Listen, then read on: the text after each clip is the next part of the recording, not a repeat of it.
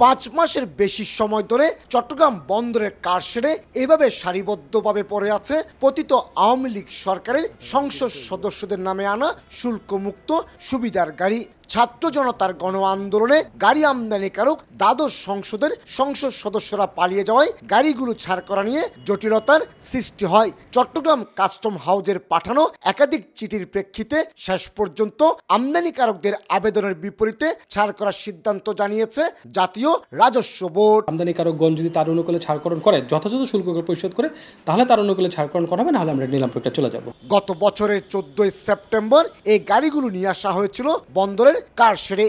আইন অনুযায়ী 30 দিন অর্থাৎ 14 অক্টোবরের মধ্যে আমদানিকারক এসব গাড়ি ছাড় না করায় নিলামের জন্য 24টি land cruiser by paper Chittagong custom হাউজের কাছে হস্তান্তর করেছে চট্টগ্রাম বন্দর কর্তৃপক্ষ। যে প্রক্রিয়াই হোক না কেন, এটা অকশন আউট হোক কিংবা প্রকৃত আমদানিকারক ডিউটি দিয়ে ডেলিভারি নিক, আমরা চাই আমাদের জায়গাটা খালি হোক। এমপিভুক্ত গাড়ি যেখানে ডিক্লারেশন আছে, তো এমপিরাই তো নাই, এই গাড়ি আবার আমদানিকারককে।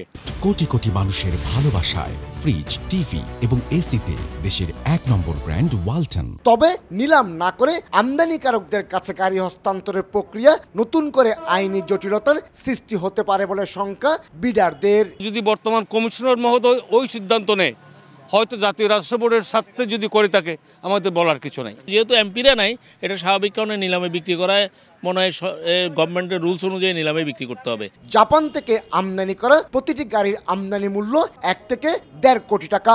তার সঙ্গে 8.5% হিসেবে আমদানি শুল্ক যুক্ত হলে গাড়ির বাজার মূল্য দাঁড়াবে 12 থেকে 15 কোটি টাকা। এত চড়া দামে এই গাড়ি বাজারে বিক্রি হবে না বলে দাবি গাড়ি ব্যবসায়ীদের। 10 কোটি টাকা মূল্য হিসাবে এই গাড়ি কেউ বের করবে বলে আমার মনে হয় না।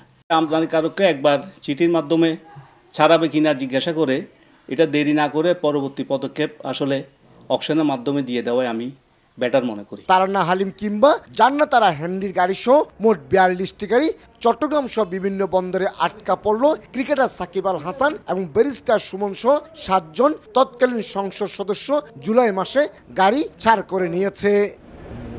এর আগেও নিলামে দীর্ঘসূত্রিতার কারণে নষ্ট হয়েছে শত শত গাড়ি। আর এর ফলে একদিকে যেমন সরকার রাজস্ব হারাচ্ছে, ঠিক তেমনি গাড়ি আমদানি বাবদ লাখ লাখ মার্কিন ডলার বিদেশে চলে যাচ্ছে।